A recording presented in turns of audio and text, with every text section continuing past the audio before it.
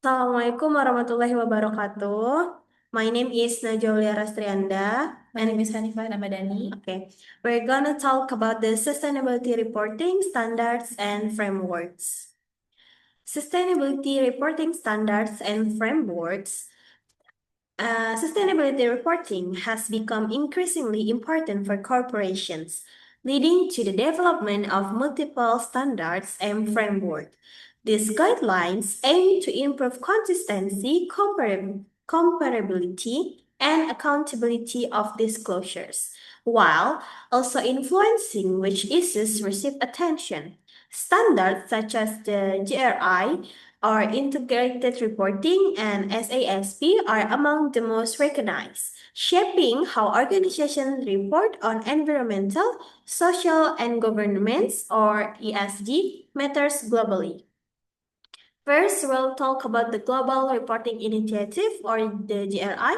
So, the Global Reporting Initiative, established in 1997, is one of the earliest and most widely used sustainability reporting frameworks. It provides standardized indicators for organizations to disclose their environmental, social, and economic impacts. Global Reporting Initiative emphasizes materiality and accountability, encouraging broad stakeholder engagement. Although it started with a multi-stakeholder focus, it has gradually been criticized for shifting towards a corporate-led investor-oriented approach. Next, we'll talk about the integrated reporting or the ER.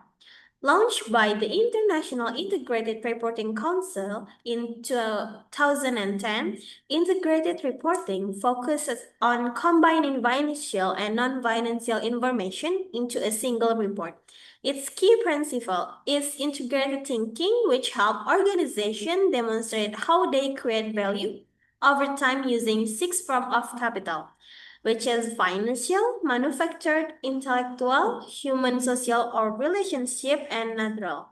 Integrated reporting primarily targets investors, emphasizing long-term value creation. And then the integrated reporting also combines financial and non-financial data to highlight long-term value creation. It encourages integrated thinking, showing how organizations manage six types of capital that I said before. Next, we'll talk about the SASB or the Sustainability Accounting Standard Board.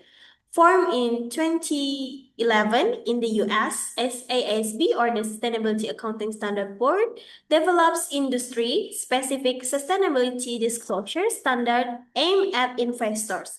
Unlike the GRI, which considers a broad range of stakeholder interests, the Sustainability Accounting Standard Board narrows its focus to financial material issues relevant to capital markets. The framework is values for its cost effective decision, useful information, although some critics argue easy to investor centric and less responsive to broader social and environmental concerns. So, the Sustainability Accounting Standards Board also provides industry-specific sustainability standard focused on financial materiality. Its strength is investor relevance, but it's often criticized for being too narrow. Next, we'll talk about the CDP and other frameworks. So, the other frameworks like CDP have gained traction, especially in climate-related reporting. CDP collects and shares corporate environmental data, expanding its scope to cover climate, water, forest, and supply chains. Another initiative, the Task Force for Climate-Related Financial Disclosures, or the TCFD, launched in 2015, provides detailed guidance on reporting the financial impacts of climate change, helping markets better price climate risks and opportunities. So, frameworks like CDP and also the TCFD enhance climate-related disclosure. So, They help markets to understand environmental risks and opportunities more effectively.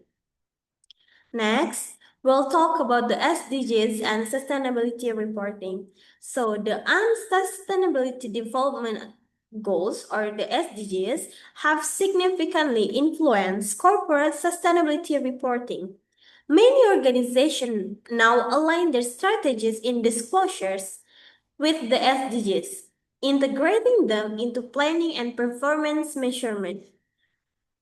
Frameworks such as the GRE and the UN Global Compact have issued guidelines to link the SDGs targets with the corporate reporting, although challenges remain in ensuring consistency and meaningful application across different sectors.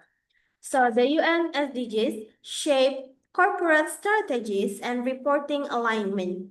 However, challenges remain in applying them consistently across the industries. Next, we'll talk about the summary of reporting standards and framework. So, in conclusion, sustainability reporting is shaped by multiple standards such as the GRI, IR, SASB, CDP, and etc.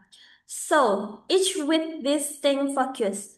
While some emphasize broad stakeholder accountability, such as the GRI, others concentrate on investor needs, such as the SISB and IR.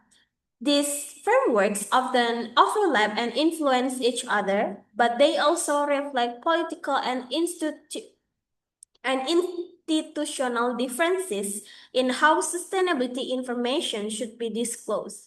As reporting practice expand, the integration and competition among these frameworks are expected to continue shaping the future of sustainability reporting. So, each framework that I already said before offers a unique perspective. Together, they shape global sustainability reporting through the overlap and competition. Next, we'll talk about the case study review and analysis, and it will be explained by Hani. So, Hani, it's your turn. So the next one is we're gonna talk about case study, sustainability report disclosure based on GRI standards at PTPL and Persero. So this case study explores how PTPL and Persero, Indonesia's state-owned electricity company, prepared its sustainability reports from 2017 to 2019. To evaluate their quality, the reports were assessed using the Global Reporting Initiative, or GRI standards, which serve as international guidelines for sustainability reporting. These standards cover three main aspects, which is economic, environmental, and social. As a leading national energy provider, PLN plays a crucial role in supporting sustainable development, making the quality of its sustainability reporting highly significant. So there are four problem identification from this study case. The first one is not all GRI disclosures were fully reported. And the second one is some disclosures were repetitive or lack measurable indicators. And the third one is environmental aspects were weaker than economic and social reporting. And the last, inconsistency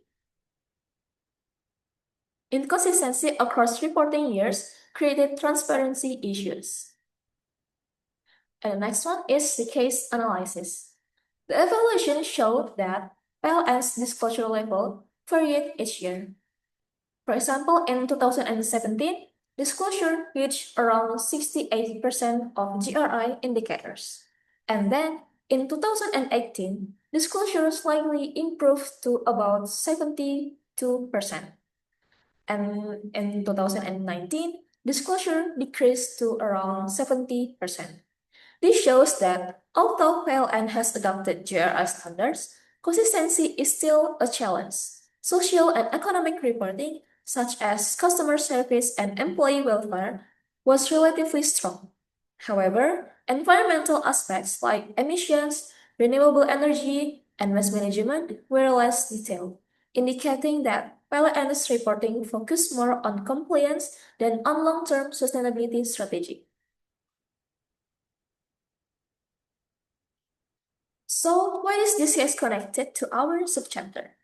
This case demonstrates how the Global Reporting Initiative or GRI standards are applied in practice by a major Indonesian company.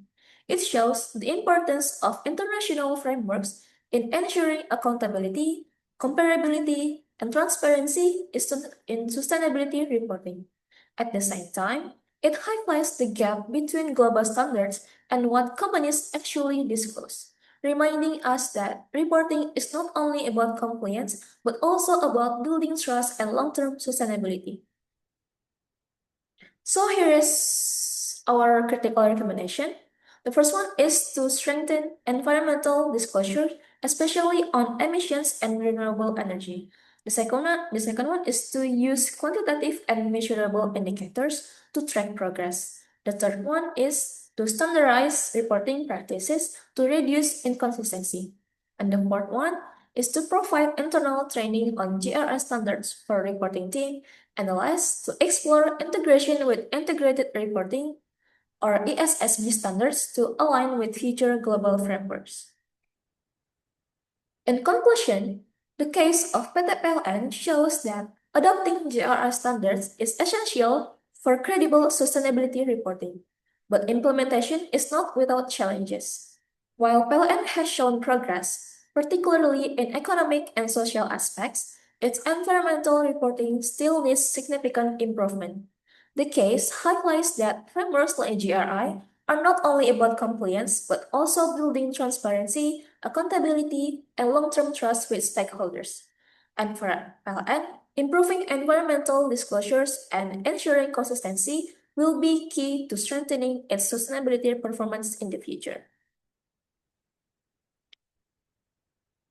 Okay, thank you guys for your attention. Maybe that's all from us.